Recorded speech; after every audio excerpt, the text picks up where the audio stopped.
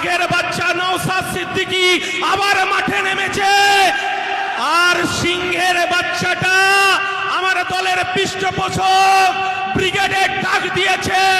বাংলা থরথর করে কাঁপছে, মমতা ব্যানার্জি থরথর করে কাঁপছে। শুধু এই কথাটা বলে যাই, শুধু মিটিং মিছিল করলে হবে না, আমাদের বুথে ফিরে যেতে হবে, বুথকে পাহারা দিতে হবে। মমতা বন্দ্যোপাধ্যায় বুঝে গেছে যে 2026 আর তৃণমূলের পক্ষে আমার মায়েরা রাস্তায় দাঁড়াবে না। 500 টাকা থেকে 1000 টাকা হয়েছে, 1000 টাকা থেকে 2000 টাকা হবে, 2000 টাকা থেকে 3000 টাকা হবে।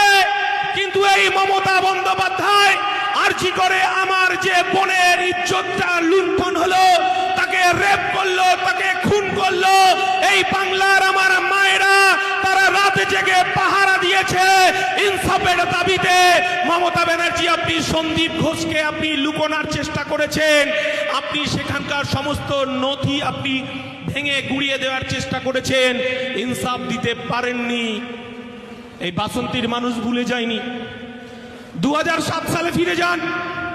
2007 সালে রিজওয়ানুর রহমান একটা তরতাজা 22-23 বছরের যুবক,